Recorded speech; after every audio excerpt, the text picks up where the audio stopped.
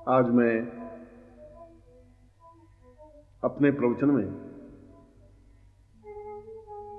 गुरु तत्व पर थोड़ा प्रकाश डालूंगा।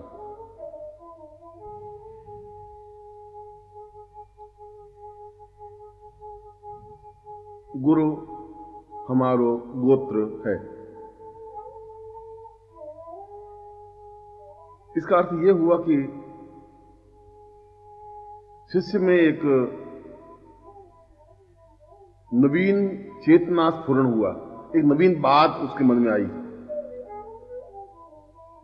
उसके मन में यह भावना आई कि अगर मैं केवल गुरु को प्रणाम करता हूं या उसका वंदन करता हूं या उनकी पूजा अर्चना करता हूं या उनको भोग लगाता हूं या उनका दीपक प्रज्वलित करता हूं या गुरु मंत्र का जाप करता हूं, यह तो केवल बाह्य परिधान है, बाह्य आधार है।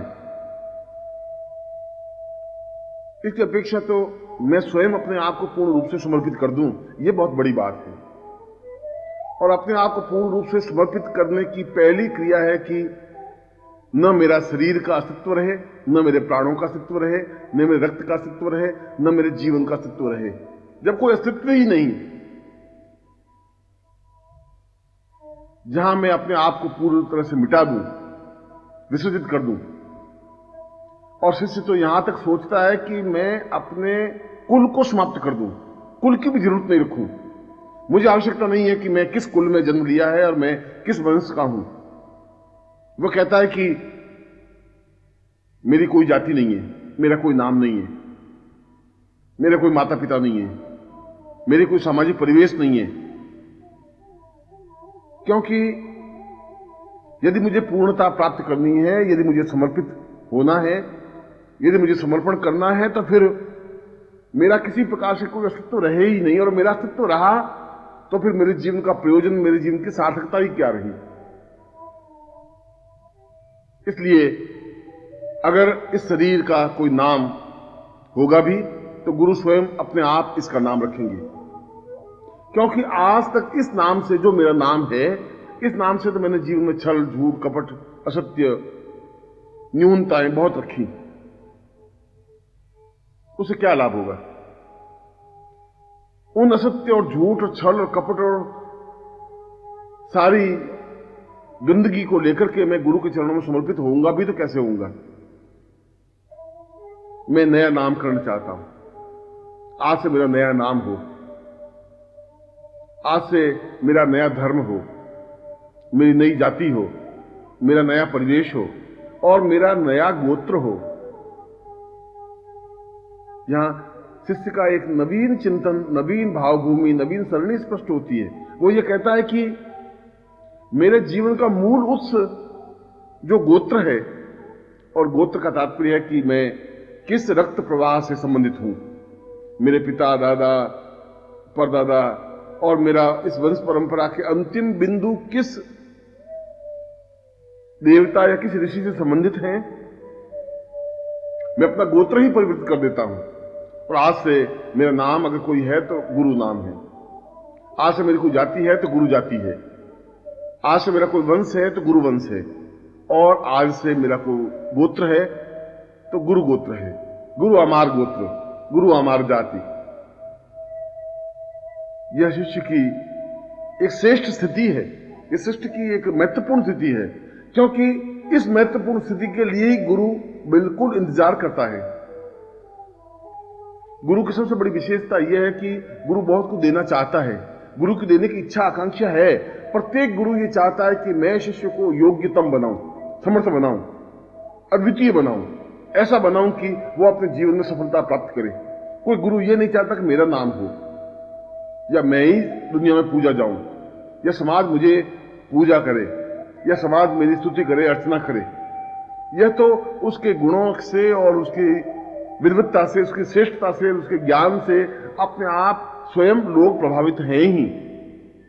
लोग प्रभावित हैं, पर गुरु इस बात के लिए प्रभावित है कि मैं कुछ इससे तैयार करूं। शंकराचार्य ने अपने एक श्लोक में कहा है, पूर्वात्वदम पूर्व सरैव रूपम शिष्योत्पलम पूर्णदमेव तित्यम।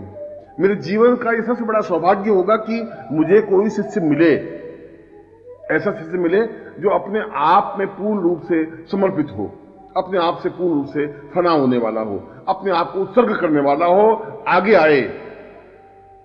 कबीर कह रहा है कि कबीरा ये घर प्रेम का, खाला का घर नाही, शीश उतारे भूई धरे वो पैसे घर माही। इस शिष्यता का जो घर है, जो शिष्य बनने की क्रिया है, वो इतना आसान नहीं है। ये खाला का घर नहीं है, ये मौसी का घर नहीं है, ये ऐसी बात नहीं है कि मुंह से शिष्य बोले शिष्य बन गए, ये ऐसा नहीं है। इसके लिए तो पहले बहुत जरूरी है कि शीश उतारे, अपना सिर उतार करके नीचे रख दे, निश्चय कर ले कि मैं मृत्यु को वर्ण प्राप्त कर लूंगा, मैं मर जाऊंगा, समाप्त हो जाऊंगा, अपने आप को फना कर दूंगा, जला दूंगा, अपने आप को उत्सर्ग कर दूंगा। मगर मैं अपने जीवन में जो निश्चय कर चुका हूं, जो अपने जीवन में सोच चुका हूं, उस कार्य को मैं अवश्य ही पूरा करूंगा ही। और मैंने अपने जीवन में सोचा है कि मैं सही अर्थों में शिष्य बन सकूं, मैं सही अर्थों में उत्सर्गमय बन सकूं। एक ही मानसरोवर के दो छोर हैं, एक छोर गुरु है, दूसरा छोर शिष्य है, और बीच में ज्ञान का अथाह मानसरोवर लहरा रहा है,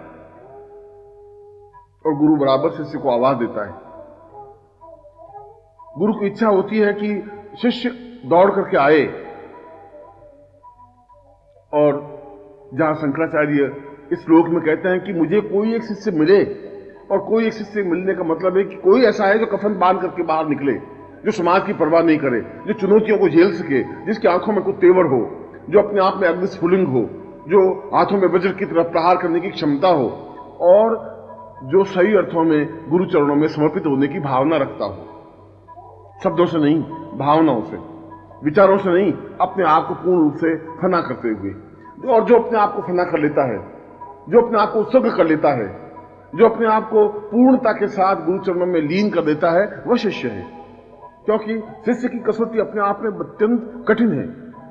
गुरु और शिष्य दोनों छोरों को यदि समझें तो गुरु बनना बहुत कठिन नहीं है। गुरु तो उस ज्ञान प्राप्त करने के बाद, उस चेतना प्राप्त करने के बाद गुरु बन सकता है, मगर शिष्य बनना अपने आप में बहुत अत्यंत कठोर कसौटी है, कठिन कसौटी है। क्योंकि शिष्य बनने के लिए अपने आप को हर क्षण सन्नद्ध रहना पड़ता है, अपने आप को बिल्कुल तैयार रखना पड़ता है। कब आज्ञा दे, कब मैं उछाल लगा दूं, कब कहे मैं अपने आप को फना कर दूं, बस आज्ञा हो और मैं अपने आप को उत्सर्ग करके दिखा दूं। मुझे बहुत अच्छी तरह से याद है कि जब मैं संन्यास जीवन में था तो सैकड़ों साधु सन्यासी इस बात के लिए प्रयत्नशील रहते थे कि वे निखिलेश्वरानंद के शिष्य बने, और जो निखिलेश्वरानंद का शिष्य बन जाता है, जिसको निखिलेश्वरानंद शिष्य के रूप में स्वीकार कर लेते, उसका अपने आप में नाम हो जाता। पूरे हिमालय की उपत्यका में उसकी चर्चा होने लगती। लोग आश्चर्य से उसको देखते, उसकी सराहना करते, उसकी प्रशंसा करते कि वास्तव में इसने एक कठोर परीक्षा दी होगी, तलवार की धार पर चला होगा। वास्तव में इसने अपनी सेवा से, अपनी शुश्रूषा से, अपने प्रेम से, अपनी भावना से, अपनी साधना से, अपने उत्सर्ग से कुछ ऐसा जरूर किया होगा कि निखिलेश्वरानंद ने इसको अपनाया, इसको स्वीकार किया। और यदि निखिलेश्वरानंद ने इसको स्वीकार कर लिया है तो फिर इसकी प्रगति को कोई रोक नहीं सकता। अब ये रुक नहीं सकता, अब ये आगे बढ़ेगा ही। अब इसने अपने जीवन में जो निश्चय कर लिया है वह निश्चय पूरा होगा ही।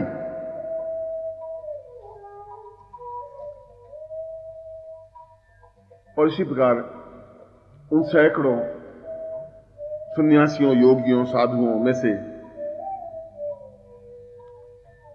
एक बालक था, 20-22 साल का, भगवे कपड़े पहने हुए सन्यासी, जहां भी निखिलेश्वरानंद जाते वो पीछे ही पीछे जाता, चाहे सर्दी हो, चाहे गर्मी हो, चाहे बरसात हो। यदि वो कुटिया में होते तो बाहर 24 घंटे खड़ा रहता है, धूप में भी, बरसात में भी, सर्दी में भी। यदि उसे कहते कि खाना खा तो खाता खा, नहीं तो खाना ही नहीं खाता, पानी नहीं पीता। मगर इसके बावजूद भी चेहरे पर कोई शिकन नहीं, चेहरे पर किसी प्रकार की भाव नहीं। ऐसा नहीं कि मैं इतना दुख देख रहा हूं, इतनी वेदना सहन कर रहा हूं, न मालूम कब क्षण आएगा कि निखिल स्वानंद आगे बढ़कर के मुझे अपना लेंगे। शायद ऐसा कौन सा क्षण आएगा कि वे अपने सीने से मुझे खींच लेंगे, मेरे सिर पर हाथ रखेंगे और मुझे शिष्य रूप में स्वीकार कर लेंगे। उसके सामने कोई स्पष्ट नहीं था। वह सोच रहा था कि शायद हो सकता है इस जीवन में मुझे शिष्यता मिल जाए, नहीं भी मिले। हो सकता है ये पूरा जीवन मेरा इसी प्रकार से व्यतीत हो जाए इंतजार करते करते। मगर कोई बात नहीं, अगर इस जीवन में मुझे शिष्यता का सौभाग्य नहीं मिला तो अगले जीवन में तो जरूर मिलेगा ही। वह बहुत आशावादी था। एक बार बद्रीनाथ के आगे नरनारायण के पर्वतों पर निखिल स्वानंद बैठे हुए थे, साथ में 20, 25, 50 शिष्य बैठे हुए थे और वह कहीं दूर से दौड़ता हुआ हाँफता हुआ आया और आकर के साष्टांग दंडवत किया, खड़ा हो गया। निखिल स्वानंद ने उसे एक क्षण के लिए देखा और एहसास किया कि पिछले 2 साल से बराबर ये छाया की तरह पीछे ही पीछे घूम रहा है। निखिल स्वानंद ने अपने पास बुलाया और कहा कि क्या तुम वास्तव में शिष्य बनना चाहते हो? क्या तुम वास्तव में ही शिष्य बनकर के कुछ सीखना चाहते हो? क्या वास्तव में तुम आज्ञा पालन करोगे? उसने अत्यंत विनम्रतापूर्वक कहा कि पिछले 2 साल में पहली बार मुझे सौभाग्य मिला है कि आपने मुझे बुलाया, मुझसे बातचीत की और ये मेरा परम सौभाग्य होगा कि आप मुझे आज्ञा दें। आप आज्ञा दें, मैं आपको आज्ञा पालन करके दिखाऊं। शायद निखिल स्वानंद को कौतूहल सूझा या क्या चिंतन किया, क्या विचार किया और वे पहाड़ की ऊंची चोटी पर बैठे हुए थे और जहां चोटी थी वहीं एक तरफ गहरा खड्ड था, गहरी घाटी थी। एक सेकंड के लिए निखिल स्वानंद ने उस घाटी की तरफ देखा और उसको पूछा कि क्या तुम इस पहाड़ पर से इस घाटी में छलांग लगा दोगे? उसने कहा कि आप आज्ञा दें, मैं छलांग लगा के दिखाऊंगा। आप आज्ञा दे दें। निखिल ने कहा कि फिर तुम छलांग लगा और उसने इधर उनका शब्द पूरा मुंह से निकला नहीं, उससे पहले ही उसने तुरंत छलांग लगा दी और हड़बड़ा करके निखिल स्वानंद उठे, सारे शिष्य उठे, कोलाहल मच गया। एक जवान लड़के ने आत्महत्या कर दी, प्राण चेतना खत्म कर दी। दौड़े और आधा मील नीचे तक उस घाटी को पार करके जब देखा तो वह व्यक्ति एक शिला पर ध्यानस्थ बैठा हुआ था और उसके मुंह से केवल निखिल स्वानंद गुरुदेव के शब्द निकल रहे थे और कुछ शब्द नहीं था। जगह जगह से शरीर कट गया था, पत्थरों से लहूलुहान हो गया था। उसके बावजूद उसके चेहरे पर एक आनंद की वर्षा थी, एक तेजस्विता थी। उसको ये सौभाग्य का श्रेय अनुभव हो रहा था कि मुझे आज्ञा दी और मैंने आज्ञा पालन करने की कोशिश की। अब इस आज्ञा पालन में प्राण चले जाएं, प्राण बच जाएं, ये तो गुरुदेव जाने।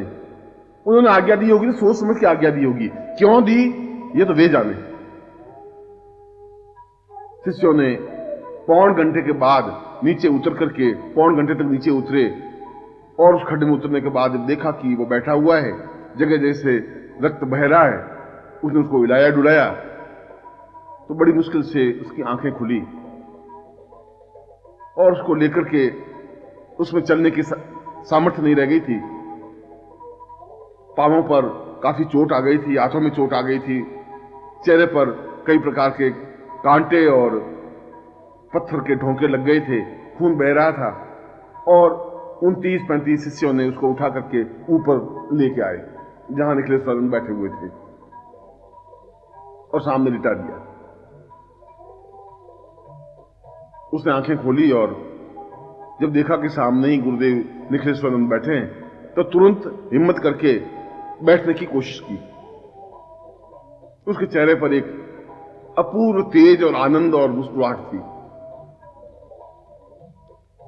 निखिलेश्वरानंद ने पूछा कि कैसा लगा? उनका गुरुदेव, शायद मेरे कई कई जन्मों के पुण्य थे कि आपने आज्ञा दी, आपने कूदने की आज्ञा दी, मैं कूदा। इतना सोचने और विचारने की तो जरूरत भी नहीं थी कि मैं क्यों कूदूं और कहां से कूदूं और कब कूदूं। आपके मुंह से सब निकलना था और मुझे कूदना था। निखिलेश्वरानंद ने उसके सिर पर हाथ फेरा और हाथ फेरते ही उसके सारे घाव मिट गए, रक्त निकलना बंद हो गया। जैसा शरीर था ठीक उसी प्रकार से स्वस्थ तंदुरुस्त शरीर बन गया। और शिष्यों ने देखा कि वास्तव में उसके चेहरे पर, शरीर पर एक अपूर्व ओज है, एक तेजस्विता है, एक चमक है। गुरुदेव का स्पर्श होते ही सारे शरीर में एक चेतना पैदा हुई है और उसकी कुंडलिनी जागृत होकर पूर्ण रूप से ध्यान लग गया है। और यही शिष्य आगे चल करके निखिलेश्वरानंद का अत्यंत प्रिय शिष्य बना। माधुरानंद हिमालय का श्रेष्ठतम योगी, जिसने अपने जीवन में आगे चल करके अग्नि विद्या को प्राप्त की, जिसने आगे चल के ब्रह्म विद्या को प्राप्त की और पूर्ण रूप से ब्रह्मर्षि कहलाया। आज भी संपूर्ण हिमालय में उसका नाम अत्यंत सम्मान, प्रेम और श्रेष्ठता के साथ लेते हैं। शिष्य का तात्पर्य है कि गुरुदेव आज्ञा दे, उसका पालन किया जाए।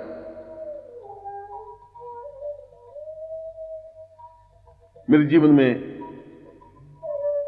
ऐसे कई शिष्य आए और मुझे इस बात का सौभाग्य है कि उन सन्यासी शिष्यों ने अपने आप को कसौटी पर कस करके दिखाया। क्योंकि गुरु की परीक्षा, और कम से कम मेरी परीक्षा, तो बहुत ही कठोर बनी रही है। शायद मैंने शिष्य को बहुत ज्यादा अग्नि में तपाया है, मैंने शिष्यों को बहुत प्रताड़ित किया है, बहुत चोट दी है। इसलिए चोट दी है कि वे सही अर्थों में कुंदन बन सके। अग्नि में इसलिए तपाया कि वे उस आंच को सहन कर सके, इसलिए उनको तैयार किया कि अग्नि स्फुलिंग बन सके।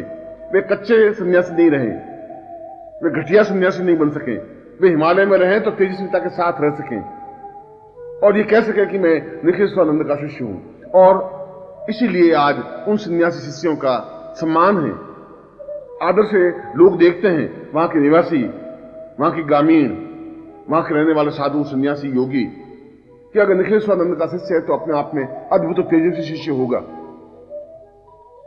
और जिस प्रकार से सन्यासी शिष्य अपने आप में अद्वितीय रहे हैं, गृह शिष्यों पर भी मुझे गर्व रहा है। यह अलग बात है कि उनकी अपनी सीमाएं रही हैं, यह अलग बात है कि वे उस रूप में समर्पित नहीं हो पा रहे हैं, यह अलग बात है कि उनमें फना होने की उतनी कला नहीं है, यह अलग बात है कि वे उस तरीके से ग्रहण नहीं कर पाते। जो बहुत कुछ दांव पे लगा देता है वो बहुत कुछ प्राप्त कर सकता है, जो कुछ खोएगा नहीं वो कुछ पा भी नहीं सकता। पाने के लिए बहुत कुछ खोना पड़ता है, अपने जीवन को दांव पे लगाना पड़ता है, अपने प्राणों को दांव पे लगाना पड़ता है, अपने आप को उत्सर्ग कर देना पड़ता है, अपने आप को न्योछावर कर देना पड़ता है। और न्योछावर होने के बाद जो कुछ खिलता है वो अपने आप में हजार हजार गुलाबों से भी ज्यादा सुगंधित बनता है, अपने आप में तेजस्वी बनता है, अपने आप में मधुरम बन जाता है। इसलिए मैंने कहा कि शिष्यता की कसौटी बहुत कठिन होती है, शिष्य बनना बहुत कठोर होता है, इतना आसान नहीं है। शिष्य बनने के लिए अपने आप को उत्सर्ग करने की भावना होनी चाहिए, सिर पर कफन बांधा हुआ होना चाहिए, पांवों में एक ताकत होनी चाहिए, तेजस्विता होनी चाहिए। जो निश्चय कर लिया उस निश्चय पर पकड़ने पर बढ़ने की भावना होनी चाहिए, एक खतरनाक खेल होना चाहिए और मन में संकल्प शक्ति होनी चाहिए कि मैं अपने जीवन में, यदि गुरु ने आवाज दी है, यदि गुरु इस बात को बार बार कह रहे हैं कि मुझे केवल 1 या 2 या 5 या 10 शिष्य चाहिए, तो क्या इस पूरी पृथ्वी पर 5-10 शिष्य नहीं मिल सकते? नहीं मिल सकते, वास्तव में नहीं मिल सकते। शिष्य बिल्कुल एक अलग चीज है। शिष्य का मतलब है कि वह पूर्ण रूप से छाया बन जाए, और जिस प्रकार से देह से छाया अलग नहीं हो सकती, जहां शरीर रहेगा वहां छाया रहेगी, ठीक उसी प्रकार से वह शिष्य भी छाया बनकर रहे। मुझे निर्भयानंद का स्मरण आ रहा है, और वो करीब 7.5 साल 8 साल तक मेरे साथ रहा छाया बनकर। ऐसा कोई 7 साल में अवसर आया ही नहीं कि मैंने आवाज दी और उसने हां नहीं भरी हो। आधी रात को भी मैंने कहा निर्भयानंद हां आज्ञा दें गुरुदेव, और मैंने अगर आधी रात को कहा कि तुम्हें 30 किलोमीटर दौड़ के जाना है और वापस सुबह तक आना है, तो अच्छी बात है गुरुदेव। जहां पर भी धूप हुई, गर्मी हुई, सर्दी हुई, बरसात हुई, ढाल बनकर के खड़ा हो गया। जैसी भी परिस्थिति हुई वो अपने आप में ताकतवान क्षमतावान बनकर के खड़ा रह गया। मैं सोचता हूं कि आज्ञा पालन की एक कसौटी थी उसके पास, और मैंने उसको कई बार परखा, मैंने उसको कई बार कसौटी पे कसा, कठोर से कठोर परीक्षा लेने के लिए आज्ञाएं दी, मगर हर बार मैं सोचता कि इस बार ये चूक जाएगा, इस बार ये आज्ञा पालन शायद नहीं कर सकेगा, इस बार ये अपने मिशन में, अपने उद्देश्य में असफल हो जाएगा। मगर उस स्थिति से मैं हार गया, और हार का भी मुझे गर्व है, क्योंकि एक बार भी ऐसा कोई क्षण आया ही नहीं कि मैंने आवाज दी और वो मिला नहीं हो। एक बार भी ऐसा नहीं हुआ कि मुझे पूजा का समय हो गया और कोई सामान तैयार नहीं हो। एक बार भी ऐसा नहीं हुआ कि मैं कहीं जा रहा हूं और वो साथ में नहीं चला हो। एक बार भी ऐसा समय नहीं आया कि मैं सो गया हूं और उससे पहले वह सो गया हो, या मेरी आंख खुली हो और वो हाजिर नहीं मिला हो। और आज हिमालय का प्रत्येक सन्यासी निर्भयानंद का शिष्य बनने में गौरव अनुभव करता है, एहसास करता है कि अगर निर्भयानंद का शिष्य बन गए तो अपने आप में एक अद्वितीय शिष्य बन सकेंगे, तेजस्वी शिष्य बन सकेंगे, क्योंकि निर्भयानंद का शिष्य बनना ही अपने आप में जीवन का सौभाग्य है। ऊंचे से ऊंचा योगी इस बात की कल्पना करता है कि शायद मैं निर्भयानंद का शिष्य बनूं। ऐसे शिष्य पर मुझे गर्व रहा है। इसलिए मैंने कहा कि शिष्य बनने की कसौटी आज्ञा पालन है। आज्ञा पालन के पगडंडी पर चल करके ही शिष्य बना जा सकता है, समर्पण करके ही शिष्य बना जा सकता है। अपने सिर को उतार करके जमीन पर रखने की और हथेली में लेकर के घूमने की जो कला जानते हैं वो शिष्य बन सकते हैं। जो हर क्षण अपने सिर को अपने हाथों में रखते हैं, फना होने की कला जानते हैं, उत्सर्ग होने की कला जानते हैं, अपने आप को न्यौछावर कर देने की कला जानते हैं, वो शिष्य बन सकते हैं। और गुरु को उस बात की बहुत प्रसन्नता होती है जब शिष्य योग्य बनता है। जब गुरु देखता है कि मेरा शिष्य हंस बन गया है, इसके पंख आ गए हैं, ये उड़ने की कला सीख ली है, अभी आकाश में लंबी दूरी तक दौड़ सकता है, उड़ सकता है, अपने डैने फैला करके इस आकाश को नाप सकता है, इस सागर से पार हो सकता है, तब गुरु को ज्यादा प्रसन्नता होती है। उसका सीना 1 गज से 10 गज हो जाता है, छाती फूल जाती है, उसकी आंखों में दर्प आ जाता है, एक एहसास होता है कि मैंने शिष्य को तैयार किया, निर्माण किया। उसको विश्वास हो जाता है कि मैंने जो ज्ञान की चेतना जलाई है वह बुझेगी नहीं। उसको इस बात का हौसला, हिम्मत हो जाता है कि अब ये ज्ञान समाप्त नहीं होगा, अब ये चेतना समाप्त नहीं हो पाएगी। जो कुछ मैंने इस समाज को देना चाहा है वह मैं इस शिष्य के द्वारा दे सकूंगा, क्योंकि मैं जीवित ग्रंथ लिखना चाहता हूं। यह कागजों पर उपन्यास नहीं लिखना चाहता, कागजों पर किताबें नहीं लिखना चाहता, कागजों पर कोई चीज नहीं लिखना चाहता। मैं लिखना चाहता हूं जीवित जागृत पुस्तक हो, शिष्य के रूप में, जो चल फिर सके, जो बोल सके, जो आगे बढ़ सके, जो अपने जीवन को पूर्णता दे सके। और ऐसे ही शिष्यों से यह जीवन समझ सकता है, ऐसे ही शिष्यों से गुरुधन्य हो सकते हैं। ऐसे ही शिष्य यदि 1 या 2 या 4 या 5 या 10 या 12 मिल जाते हैं तो गुरु अपने आप में पूर्ण सफल बन जाता है, क्योंकि शिष्यता तो जीवन का एक पाथेय है, और जो शिष्य नहीं बन सका वो जीवन में कुछ भी नहीं कर सकता। वह जीवन में बिल्कुल असफल होकर के मृत्यु को प्राप्त हो जाता है। एक चांदी के चंद टुकड़े लेकर के जीवन को बर्बाद कर लेते हैं, 2-4 संतान पैदा करके एक कुत्ते की तरह, सूकर की तरह समाप्त कर देते हैं अपने जीवन को। वह शिष्य नहीं बन सकता। जो शिष्यता की कसौटी पर नहीं कसा जाएगा वो मनुष्यता की कसौटी पर भी नहीं कसा जाएगा। जिसने शिष्यता नहीं सीखी वो आज्ञा पालन भी नहीं सीख सकता। जो शिष्यता नहीं सीख सकता उसके चेहरे पर एक भाव, एक तेजस्विता, एक दृढ़ता नहीं आ सकती। उसके सीने में, एक वक्षस्थल में ओज नहीं आ सकता। उसकी चाल में दृढ़ता नहीं आ सकती। उसका सिर हिमालय से ऊंचा नहीं बन सकता। वो अपने आप में अद्वितीय नहीं बन सकता। अद्वितीय बनने की कला और कसौटी शिष्यता से शुरू होती है और शिष्यता पर ही समाप्त हो जाती है। शिष्य बनकर के शिष्यता तक पहुंच जाना जीवन का एक बड़ा सौभाग्य होता है। जीवन की पूर्णता होती है, जीवन की श्रेष्ठता होती है। वो वास्तव में ही धन्य हो जाता है, स्वर्णिम बन जाता है, आभायुक्त हो जाता है। जीवन का सौंदर्य खिल जाता है, हजार हजार सौंदर्य उसके चेहरे पर खिल जाते हैं। और जहां पुरुष के लिए यह बात लागू होती है, वहां साधिकाओं के लिए भी यह बात लागू होती है, शिष्याओं के लिए भी बात लागू होती है। शिष्य और शिष्या में तात्विक रूप से कोई अंतर नहीं है। वह चाहे साधक हो, चाहे साधिका हो, चाहे शिष्य हो, चाहे शिष्या हो। जो अपने आप को फराग कर देने की कला जानती है, जो अपने आप को उत्सर्ग कर देने की कला जानती है। मैंने कहा कि जो अपने गोत्र, कुल और नाम और वंश को छोड़ करके उस गोत्र से अपना नाम जोड़ देती है कि गुरु मेरा गोत्र है, गुरु मेरा नाम है, गुरु मेरा वंश है, गुरु मेरी जिंदगी है, मेरी धड़कन है, मेरी चेतना है, मेरे प्राण तत्व हैं, जो इस लेवल तक पहुंच जाती है वह शिष्या कहलाती है।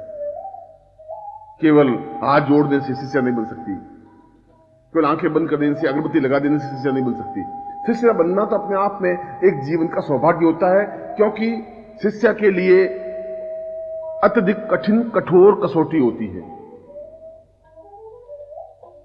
क्योंकि उसको एक तरफ समाज खींच रहा होता है, समाज के बंधन उसके पांवों में बेड़ियां बनकर के खड़ी होती हैं, और एक तरफ गुरु खड़े होते हैं। उन दोनों के बीच में वो खड़ी होती है।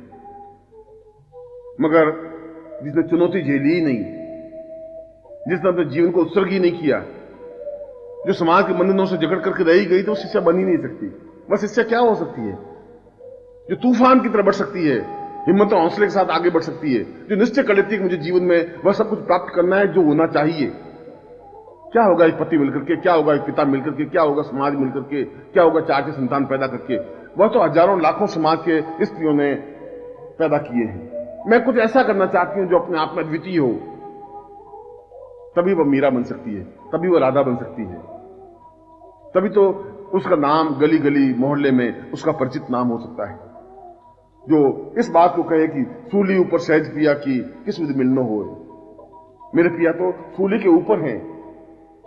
क्योंकि जितना सूली पर चढ़ने से दर्द और दुख और वेदना सहन करनी पड़ती है, इस समाज की उतनी वेदना मुझे सहन करनी पड़ेगी, और मैं इस वेदना को सहन करूंगी ही, क्योंकि इस वेदना सहन करने के बाद में जो मुझे गुरु मिलेंगे वो अपने आप में अद्वितीय आनंद की अनुभूति होगी, अद्वितीय श्रेष्ठता और प्रेम का पराकाष्ठा होगी।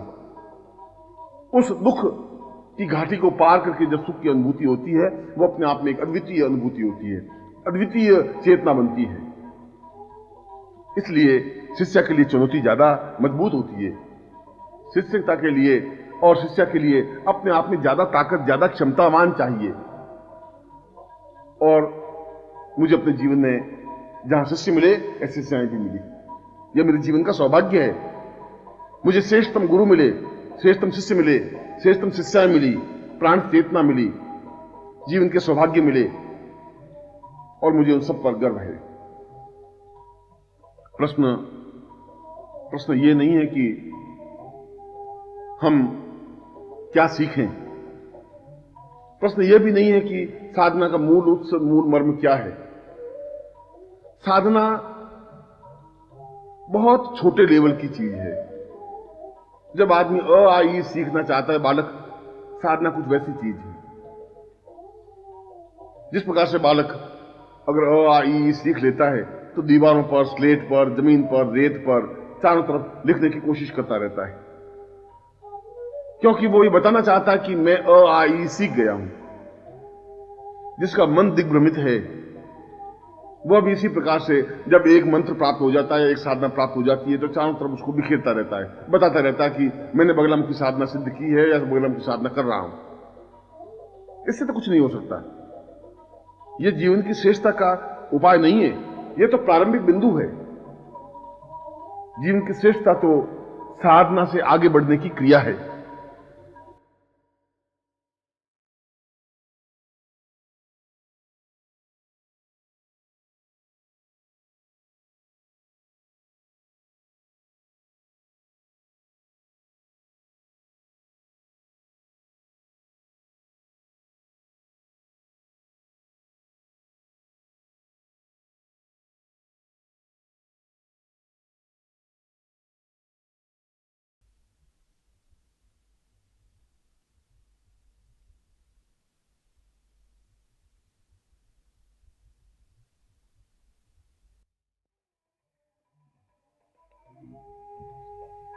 यद्यपि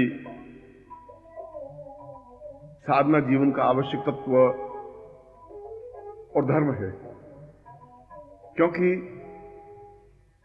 साधना के माध्यम से हम अपने जीवन के सारे प्रयोजन पूरे करते हैं। हमारे जीवन की जो भी इच्छाएं हैं उन्हें हम संपन्न करते हैं, पूरी करते हैं। मगर जीवन की समस्याओं को सुलझाना एक अलग चीज है और अपने आप को पूर्णता तक पहुंचा देना बहुत अलग चीज है। जीवन में धन, यश, मान, पद, प्रतिष्ठा एक तस्कर के पास भी हो सकती है, एक चोर के पास भी धन हो सकता है, एक घटिया आदमी के पास भी बहुत सुख सुविधाएं की सामग्री हो सकती है, मगर इससे उसकी महानता नहीं बनती। चोर आखिर चोर ही रहेगा। किसी वैश्या के पास 5 करोड़ रुपए होने से वो समाज में कुल वधु नहीं बन सकती।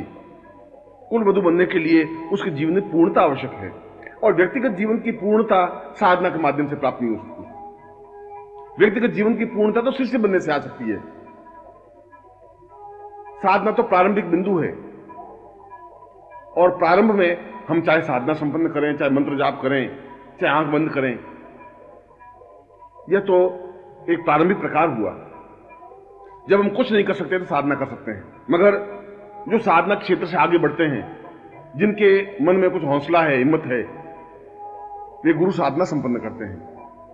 गुरु की तांत्रिक साधना, गुरु की मांत्रिक साधना, गुरु की पाशुपतास्त्रीय साधना, गुरु की चैतन्य साधना, उन चारों साधनाओं को संपन्न करने पर वो उस जगह खड़ा होता है जहां शिष्यता प्रारंभ होती है, जहां वो एहसास कर सकता है कि अब मैं उस शिष्यता के पथ पर आगे बढ़ रहा हूं। हर क्षण उसके मन में एक ही चिंतन रहता है, एक ही विचार रहता है कि मैं गुरु को किस प्रकार से प्रसन्न करूं, किस प्रकार से उसकी इच्छाओं की पूर्ति करूं, मैं क्या करूं जिससे गुरु जीवन में सुख और सुविधा प्राप्त कर सके। मैं उनके हृदय में अपने आप को स्थापित करना चाहता हूं, किस प्रकार से स्थापित करूं। इसके लिए बार बार जाए, उनके पास बैठे, उनका चिंतन करें, उनका विचार करें। क्योंकि जो जीवन में यदि गुरुता प्राप्त करनी है, यदि गुरुत्व प्राप्त करना है, यदि शिष्यता की कसौटी पर खड़े होना है, तो फिर उसको पंख फैलाने होंगे। जो पंख समेट करके बैठेगा, एक दिन पंख उसके टूट जाएंगे। जो उड़ना भूल जाता है वो जीवन में कुछ कर नहीं सकता।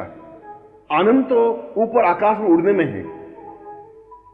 यद्यपि एक अच्छे तोते को, बहुत सुंदर तोते को अगर चांदी के पिंजरे में बंद भी कर दें और उस पिंजरे में वह रहे, वह पिंजरा भी चांदी का है, और रोज उसको अनार के दाने खाने को मिल रहे हैं, हरी मिर्च खाने को मिल रही है, उसके पैरों में सोने के छोटे छोटे घुंघरू बंधे हुए भी हैं, मगर उसके बावजूद भी वह एक गुलाम तोता है, इसमें कोई संदेह नहीं। यद्यपि उसको सुख सुविधाएं हैं, उसको सुरक्षा है, उस पर कोई बिल्ली झपट्टा नहीं मार सकती, उसकी रोज स्नान होती है, उसके रोज पंख धोए जाते हैं, उसको अच्छा खाने को मिलता है, मगर फिर भी यह उसके जीवन की गुलामी है, यह सामाजिक गुलामी है। और ऐसा तोता यदि इस तोते को पिंजरे से बाहर निकालते भी हैं और उसको कहा जाए कि तुम थोड़ा उड़, इस चांदी के और सोने के पिंजरे में कैद होने से जीवन की पूर्णता प्राप्त नहीं हो सकती। तुम अपने पंख फैला, तुम आकाश में उड़, और यदि वो उड़ने की कोशिश भी करता है तो 1 फुट या 2 फुट ऊपर उड़ करके धड़ से नीचे गिर जाता है, क्योंकि उसके पंखों ने काम करना बंद कर दिया।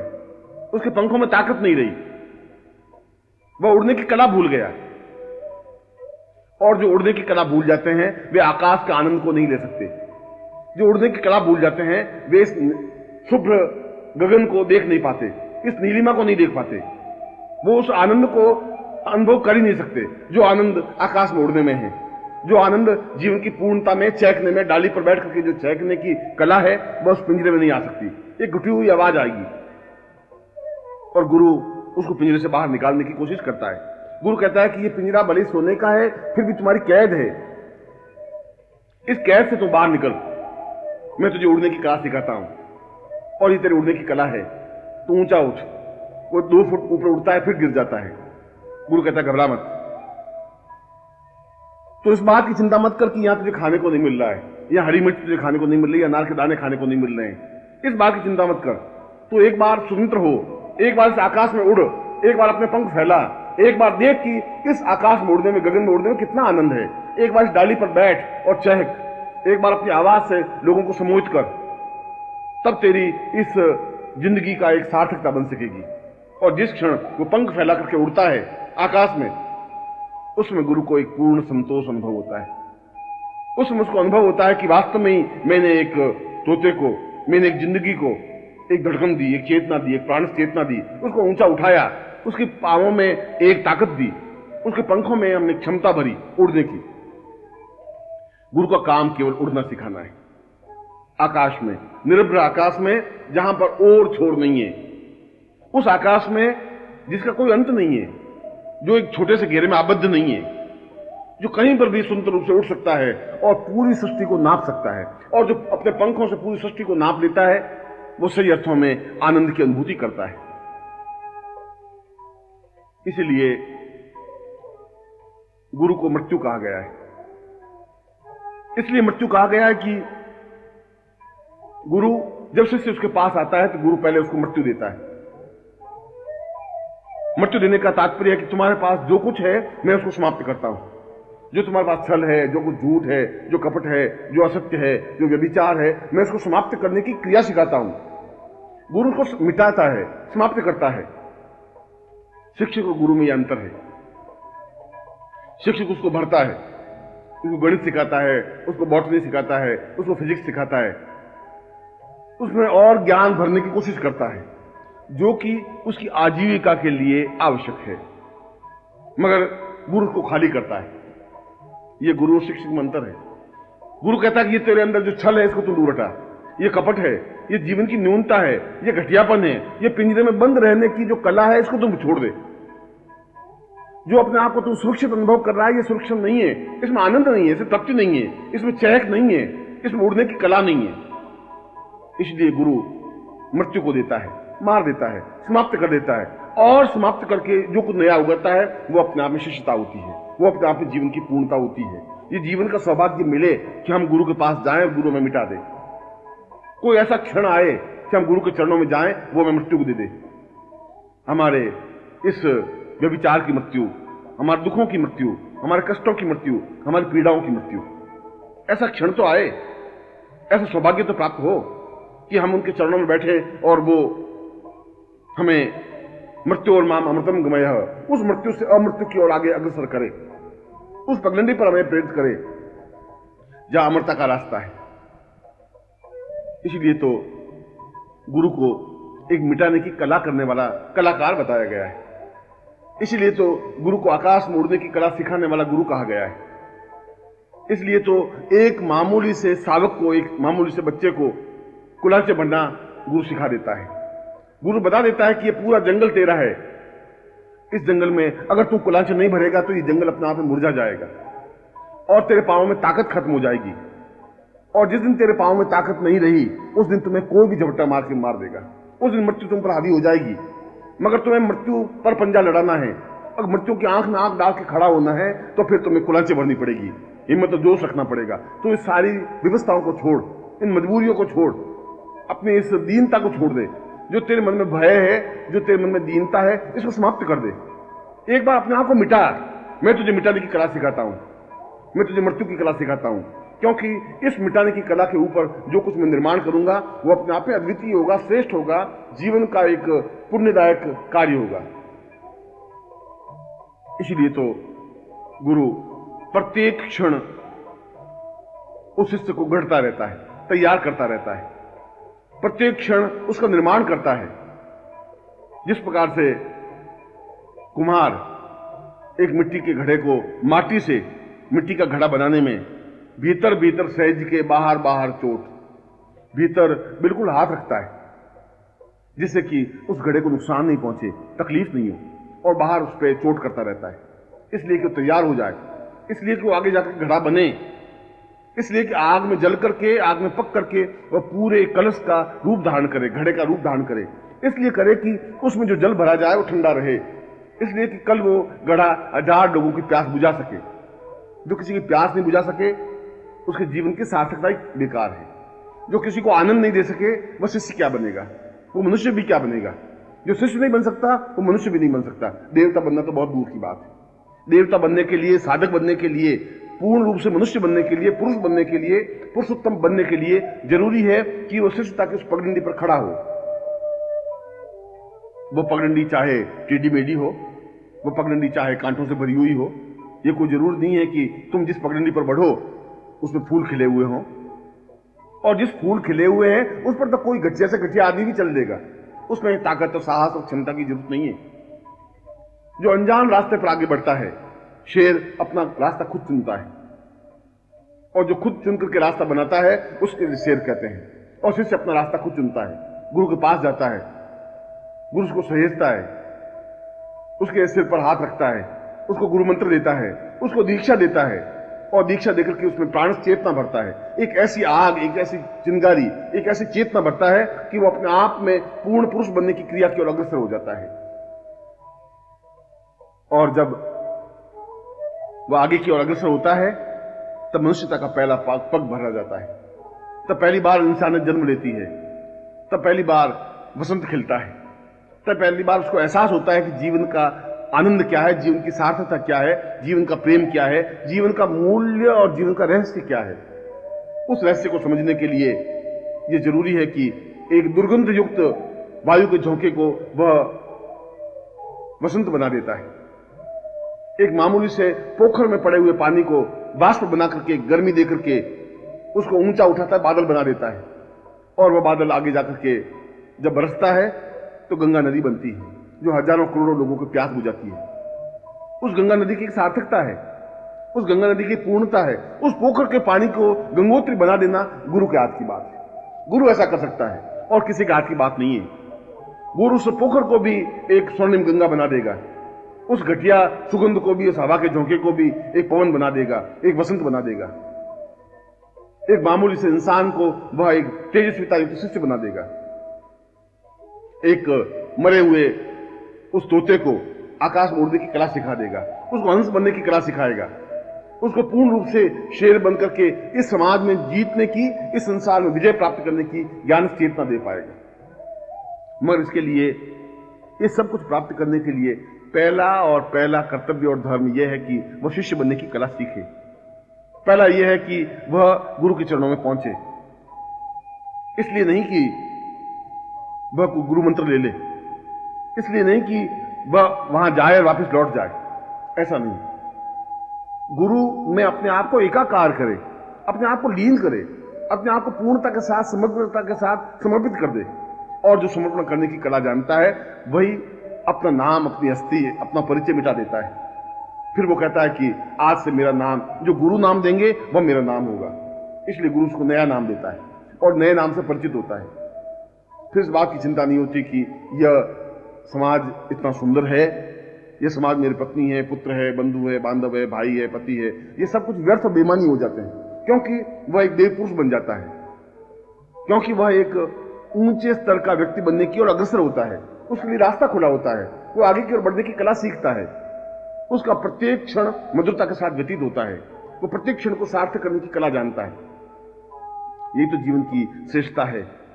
इसलिए मैंने कहा कि गुरु बनना बहुत कठिन कार्य नहीं है। गुरु तो कोई भी बन सकता है, नकली रूप में भी, असली रूप में भी, मगर नकली शिष्य नहीं बन सकता, पाखंडी शिष्य नहीं बन सकता। शिष्य बनने की पहली कला यह है कि वो अपने आप को मिटाए, अपने आप को उत्सर्ग करे, अपने आप को न्योछावर कर दे, अपने आप को मिटा दे। और ऐसा शिष्य जिस क्षण बनने की कला प्रारंभ होती है, उसी क्षण से मनुष्यता जन्म लेती है। हम इस पूरे राष्ट्र को, इस पूरे विश्व को सही मनुष्य बनाने की कला जानना चाहते हैं। हम चाहते हैं कि नए मनुष्य का निर्माण हो। हम चाहते हैं कि ये जो मनुष्य हैं ये घिसे पीटे हैं, इनके रूढ़िग्रस्त हो गए हैं, इनका चिंतन, इनका विचार बुढ़ा हो गया, वृद्ध हो गया है। ये समाज अपने आप में खोखला और बेकार हो गया है। जहां 5000 वर्ष पहले जो समाज था, ठीक उसी प्रकार का समाज चल रहा है। उस समाज में कोई परिवर्तन नहीं आया। वैसा ही छल, वैसा ही झूठ, वैसा ही बंधन, वैसी पत्नी, वैसा ही पति, वैसा ही पुत्र, वैसी बंधु, वैसे ही बांधव। कोई सुधार नहीं हुआ है, सुधार हो भी नहीं सकता। इसके बीच में से एक नए पुरुष की रचना करनी है, एक नए मनुष्य की रचना करनी है, एक नए मनुष्य का निर्माण करना है, और वह नया मनुष्य शिष्य बन सकेगा। अगर गुरु में चेतना है, गुरु में आग है, गुरु में स्फुलिंग है, तो वह नए मनुष्य का निर्माण कर सकता है। जैसा भी तुम्हारा जन्म हुआ हो, जिस घर में भी तुम्हारा जन्म हुआ हो, चाहे तुम बंधन में जकड़े हुए रहे हो, चाहे तुम किसी जाति, किसी वर्ण, किसी रूप, किसी रंग के हुए हो, ये अपने आप में कोई व्यर्थ नहीं, क्योंकि गुरु तो तुम्हें वापिस नया जन्म देता है। जन्म नाम जायते शूद्र संस्काराद द्विज उच्यते, वह तुम्हें संस्कार देता है, वह तुम्हें दूसरी बार जन्म देता है, दूसरा नाम देता है, नया नाम देता है। वो कहता है कि आज तक तुम्हारा जो नाम था उस नाम को मैं मृत्यु देता हूं, आज तक तुम्हारा जो स्वभाव था उस स्वभाव को मृत्यु देता हूं, आज तक तुम्हारे पास जो पूंजी थी उसको मैं समाप्त करता हूं। मैं तुम्हें एक नवीन रास्ते पर, एक नवीन पृष्ठभूमि पर, नई भावभूमि पर खड़ा कर रहा हूं। आज तुम्हारा ये नाम है, आज तुम्हारा ये जाति है, ये गोत्र है, आज से तुम्हारा गुरु गोत्र है, गुरु चेतना है, गुरु प्राण है, गुरु स्फुलिंग है, क्योंकि तुम उस गुरु रूपी रथ पर खड़े होकर के इस महासमर को जीत सकोगे। इस गुरु रूपी अग्निस्फुलिंग पर बैठ करके अपने जीवन की चेतना को पूर्णता दे सकोगे। तुम्हारे पास वो ताकत और क्षमता आ पाएगी जहां जीवन की श्रेष्ठता तुम्हारे सामने होगी, तुम्हारी अद्वितीयता होगी, तुम जीवन को एक नवीन चेतना के साथ अग्रसर कर सकोगे। और ऐसा शिष्य यदि बनता है तो वह अपने आप में एक नवीन कसौटीमय शिष्य बनता है। कुछ घिसे पिटे शिष्यों की जरूरत नहीं है। इस प्रकार के शिष्य तो 1000 वर्षों से पैदा होते आए, जो विश्वासघाती होते हैं, जो छली होते हैं, जो झूठ और मक्कार होते हैं, जिनके मन में कुछ और होता है और ऊपर से केवल होठों से गुरु शब्द उच्चारण करते हैं। उससे ज्यादा तो पात की कोई हो ही नहीं सकता, उससे ज्यादा अधर्मी और घटिया कोई व्यक्ति नहीं हो सकता। इससे तो अच्छा था तुम झूठ बोलने वाली बने रहते, इससे ज्यादा अच्छा था तुम विश्वासघाती बने रहते। तो कम से कम इस बात का तुम्हें गर्व होता कि तुम विश्वासघाती रहे। मगर मन में विश्वासघात लेकर के, मन में झूठ, कपट और असत्य और व्यभिचार लेकर के तुम जब गुरु के सामने खड़े होते हो, और अगर अपने आप को मिटाने की कला नहीं जानते हो, यदि उनके हाथों से अपने आप को मिटा नहीं सकते, तो फिर जीवन का कोई प्रयोजन, कोई अर्थ नहीं रह पाएगा। फिर तुम्हें जीवन में साधक बनने की कला भी नहीं आ पाएगी।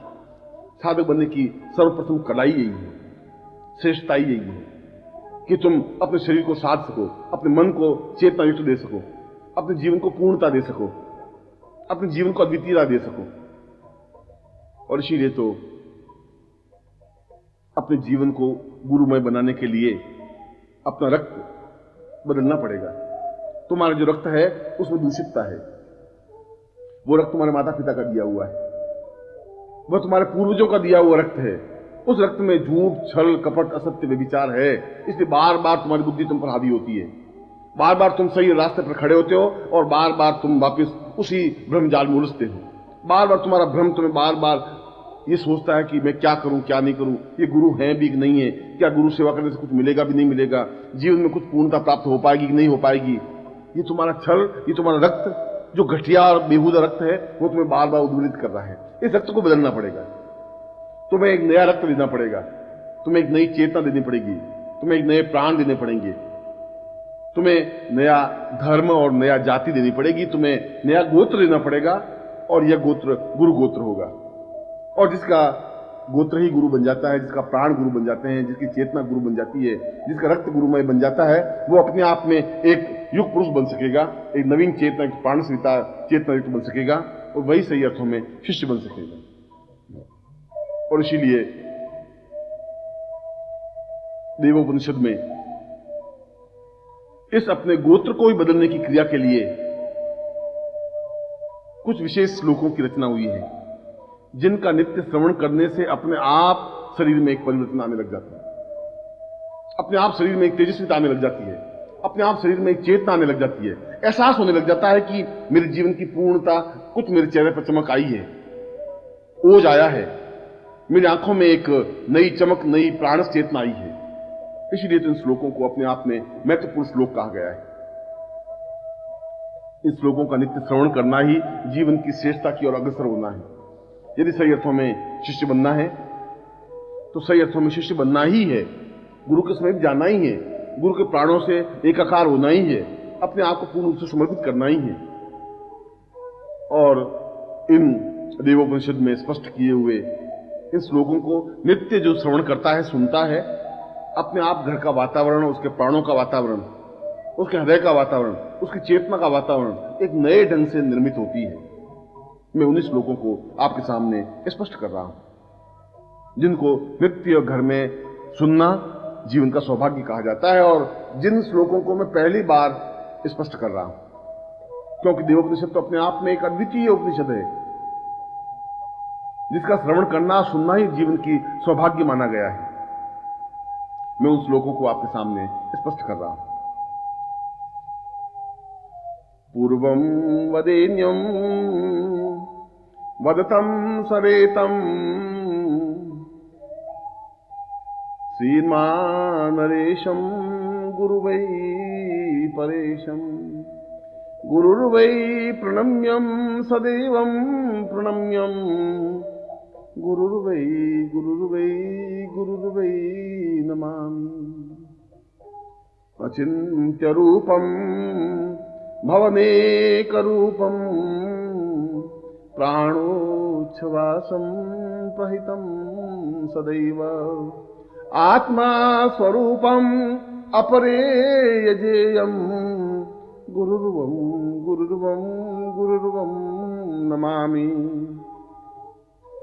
न जानामि पूर्वं न मन्त्रं न तन्त्रं न योगं न क्षेमं पुरुषं वदेन्यं न जानामि वित्तं प्रहितं प्रदेयं गुरुर्वै नमामि। सनाथो न चिन्त्यं च ब्रह्मं स्वरूपं विष्णुश्च रुद्रं सहितं सदैव ज्ञानेव मूर्तवदतं भवनित्यरूपं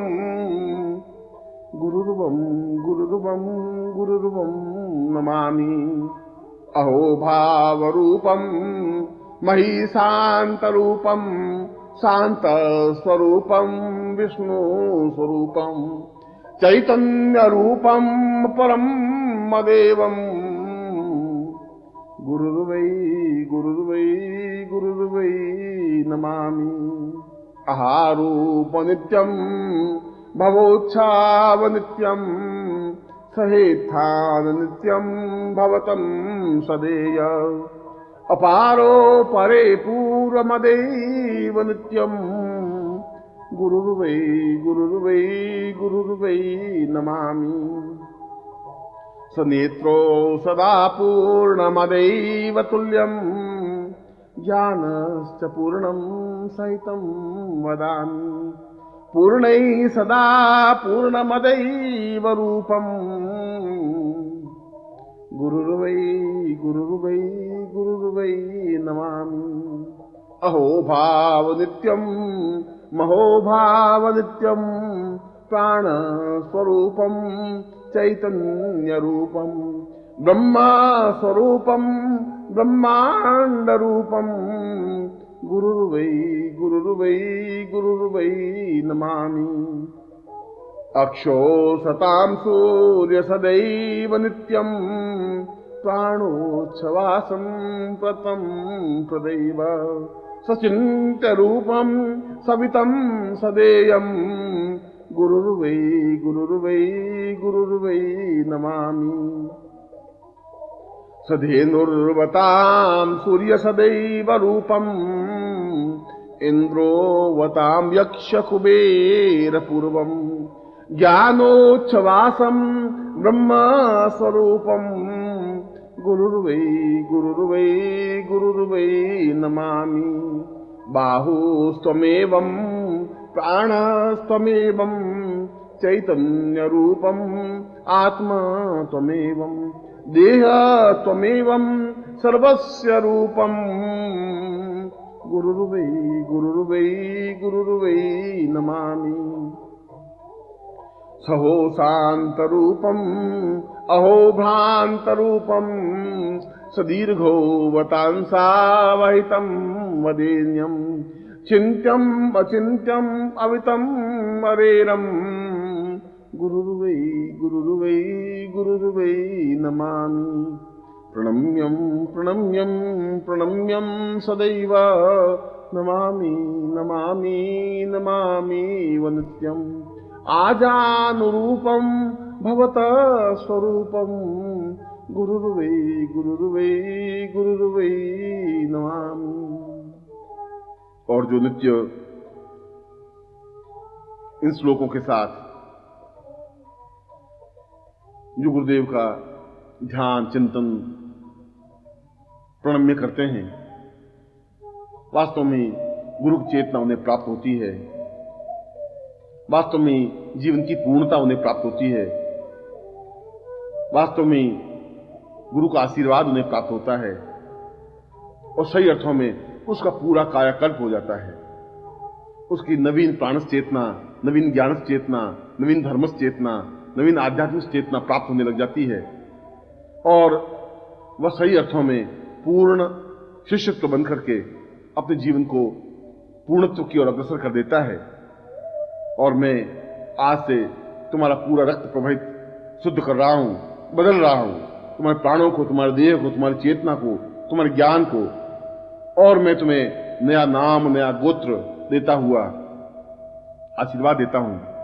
तुम अपने जीवन में पूर्णता और सफलता प्राप्त करो, ऐसा ही आशीर्वाद दिया।